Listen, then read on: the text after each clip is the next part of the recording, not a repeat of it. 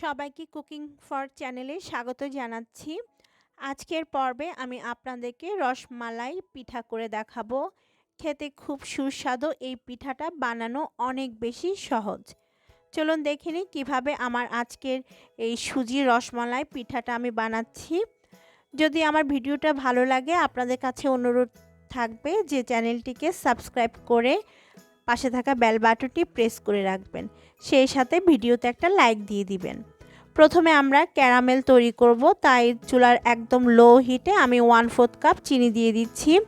আর একদম লো হিটে রেখেই চিনিটাকে মেল্ট করে নিতে হবে। কিছুক্ষণ পর দেখবেন চিনিটা মেল্ট হয়ে এরকম লালচে কালার ধারণ করবে, তখন আমরা একটা স্প্যাচুলা দিয়ে নেড়ে চেড়ে ক্যারামেলটা তৈরি করে নিব। আর চুলার আঁচটা কোনোভাবেই কিন্তু বাড়ানো বা মিডিয়ামে রাখা যাবে না। ক্যারামেল তৈরি করার সময় একদম লো হিটে রাখতে হবে চুলার হিটটা। কিছুক্ষণ নেড়ে চেড়ে জাল করার পর যখন এরকম সুন্দর একটা লালচে কালার চলে আসবে ক্যারামেলের, ঠিক তখনই চুলাটা বন্ধ করে দিতে হবে, কারণ ক্যারামেলটা এখন পারফেক্টভাবে হয়ে গিয়েছে। এর চেয়ে বেশি লাল করলে এটা কালচে হয়ে যাবে আর তিতা হয়ে যাবে। তো এখন আমি এর মধ্যে দিয়ে দিচ্ছি 2 কাপ পরিমাণ দুধ। দুধটা আমি আগে জাল করে নিয়েছিলাম। দুধটা এখন খুব ভালোভাবে ক্যারামেলের সাথে মিশিয়ে নিতে হবে। মিশিয়ে নেওয়ার পর চুলাটাকে আমি অন করে মিডিয়াম হিটে করে দিয়েছি।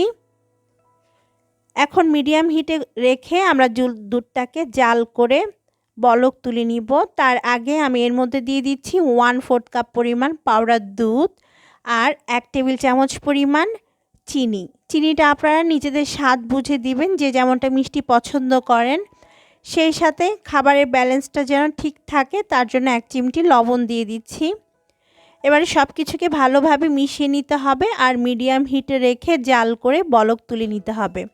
আমাদের এই পিঠার মালাইটা কিন্তু ঘন হবে না, একটু পাতলা করে তৈরি করতে হবে, না হয়তো আমাদের রসমালাই পিঠাগুলোর মধ্যে রসটা ঢুকবে না। তো বলক চলে এসেছে, আমি এখন চুলাটা বন্ধ করে এটাকে নামিয়ে হালকা একটু ঠান্ডা করে নিব। আর এখন আমরা সুজিটা রান্না করব। সুজি রান্নার জন্য চুলায় একটা প্যান বসিয়ে তাতে দিয়ে দিচ্ছি আমি 1 টেবিল চামচ পরিমাণ ঘি। আর চুলার আঁচটা আমি মিডিয়ামে রেখেছি। সুজির মধ্যে দিয়ে দিচ্ছি 1/2 কাপ এখানে। আর আমি একটু মোটা দানার সুজিটা নিয়েছি, তবে চিকনটা নিলেও হবে। ঘিয়ের সাথে সুজিটাকে 2-3 মিনিট ভেজে নিতে হবে, যতক্ষণ না সুজিগুলো ঝরঝরে আর ক্রিস্পি হয়ে আসে। আমি লো হিটে ভেজে নিয়েছি সুজিটা, আর দেখতে পাচ্ছেন বেশ ঝরঝরে আর ক্রিস্পি হয়ে গিয়েছে আমাদের সুজি। এখন আমি এর মধ্যে দিয়ে দিব 1 টেবিল চামচ পরিমাণ পাউডার দুধ, সেই সাথে দিচ্ছি 2 টেবিল চামচ চিনি আর 1 চিমটি পরিমাণ লবণ। লবণটা দেওয়ার পর আরও 1 থেকে 1.5 মিনিট মিডিয়াম হিটে আমি সুজিটাকে ভেজে নিব। তারপর এর মধ্যে আমি পানি অ্যাড করব 1 কাপ পরিমাণ। আজকে আমি পানি দিয়ে সুজিটা রান্না করছি, তবে আপনারা পানির পরিবর্তে এখানে 1 কাপ পরিমাণ লিকুইড দুধও ব্যবহার করতে পারবেন। এবারে খুব ভালোভাবে সব কিছু মিশিয়ে নিয়ে মিডিয়াম হিটেই আমরা সুজিটাকে রান্না করব বলক আসা পর্যন্ত।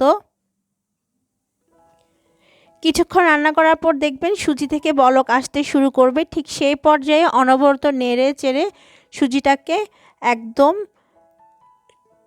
গাঢ় করে নিতে হবে বা শক্ত করে নিতে হবে।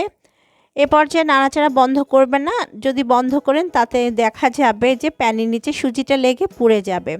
তো কিছুক্ষণ রান্না করার পর দেখতে পাচ্ছেন পানিটা শুকিয়ে গেছে একদম। এখন আমরা নেড়ে চেড়ে আরও কিছুক্ষণ সুজিটাকে রান্না করব। ততক্ষণ পর্যন্ত রান্না করতে হবে যতক্ষণ না সুজিটা এরকম শক্ত হয়ে আসে বা প্যান থেকে আলাদা হয়ে আসে। যখন সুজিটা প্যান থেকে আলাদা হয়ে আসবে তখন বুঝতে হবে আমাদের সুজিটা রান্না করা হয়ে গিয়েছে। এখন আমি চুলাটা বন্ধ করে দিচ্ছি আর এই সুজিটাকে হালকা একটু ঠান্ডা করে নিতে হবে।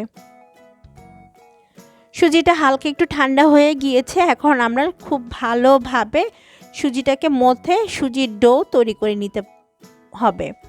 এই পর্যায়ে আপনারা চাইলে 1 টেবিল চামচ পাউডার দুধ দিতে পারেন, তবে আমি আজকে দিচ্ছি না। আমি খুব ভালোভাবে সুজির ডোটা তৈরি করে নিয়েছি। এখন ছোট ছোট বল অনুযায়ী কেটে নিতে হবে। তারপর হাতের মাধ্যমে প্রথমে গোল বল বানিয়ে নিতে হবে, তারপর একটু চ্যাপ্টা করে দিতে হবে। 2 হাত ব্যবহার করতে হবে এই কাজটা করার জন্য। আপনারা ভিডিওটা লক্ষ্য করুন তাহলেই বুঝতে পারবেন কিভাবে আমি এই বলগুলো বানিয়ে নিয়েছি। আপনাদের সুবিধার জন্য আরেকটা করে দেখাচ্ছি। 2 হাতে প্রথমে গোল বল বানিয়ে একটু চ্যাপ্টা করে দিতে হবে, তাহলেই হয়ে যাবে। এভাবে সবগুলো বানিয়ে নিতে হবে। তারপর আমরা এগুলোকে তেলে ভাজবো। তেলে ভাজার জন্য তেলটাকে খুব ভালোভাবে গরম করে নিয়েছি আর চুলার হিটটা এখন লো রেখেছি। লো হিটে আমরা এই সুজির বলগুলোকে ভেজে নিব। তো সবগুলো সুজির বল এখন আমি তেলের মধ্যে দিয়ে দিচ্ছি।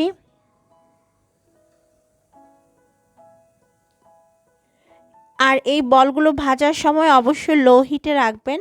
কোনোভাবেই চুলার আঁচটা বাড়িয়ে দিয়ে ভাজবেন না, না হয়তো দেখা যাবে এগুলো ফেটে যাবে বা শক্ত হয়ে যাবে। কিছুক্ষণ ভাজার পর যখন এগুলো ফুলে উঠবে তখন এগুলোকে উল্টে দিতে হবে। নরম অবস্থায় এগুলোকে উল্টাতে যাবেন না, তাহলে কিন্তু সবগুলো একদম ভেঙে যাবে। তো শক্ত হয়ে যাওয়ার পর আমি সুজির বলগুলোকে এখন উল্টে দিচ্ছি আর উল্টে পাল্টে গোল্ডেন ব্রাউন কালার করে ভেজে নিতে হবে। প্রায় 7-8 মিনিট ভাজার পর দেখতে পাচ্ছেন আমাদের সুজির বলগুলো খুব সুন্দর কালার চলে এসেছে, গোল্ডেন ব্রাউন। এখন আমি তেল থেকে তুলে নিচ্ছি এগুলোকে। তেল থেকে তুলে আমরা এই সুজির বলগুলো হালকা কুসুম গরম মালাইয়ের মধ্যে ঢেলে দিব। আমি এখন সুজির বলগুলো আমাদের হালকা কুসুম গরম মালাইয়ের মধ্যে দিয়ে দিচ্ছি। আর অবশ্যই হালকা কুসুম গরম থাকতে হবে মালাইগুলো যখন আমরা সুজির বলগুলো মালাইতে দিব। এখন 5-6 ঘন্টা আমরা এগুলো এই মালাইয়ের মধ্যে চুবিয়ে রেখে দিব। 5-6 ঘন্টা পর দেখতে পাচ্ছেন যে আমাদের সুজির বলগুলো সাইজে আরও বড় হয়ে গিয়েছে আর মালাইটা বেশ টেনে নিয়েছে আর মালাইটা এখন অনেক বেশি ঘন হয়ে গিয়েছে। ব্যাস আমাদের সুজির মালাই রসমালাই কিন্তু তৈরি। আমি একটা বাটিতে সার্ভ করে নিয়েছি। আশা করছি আমার আজকের পর্বটি আপনাদের কাছে ভালো লেগেছে। ভালো লাগলেই আমার সার্থকতা। এখন একটা সুজি রসমালাই পিঠা আপনাদেরকে কেটে দেখাবো যে ভেতর পর্যন্ত রসটা ঢুকেছে কিনা, তাহলে আপনারা বুঝতে পারবেন যে এটার ভেতর পর্যন্ত রসটা ঢুকেছে।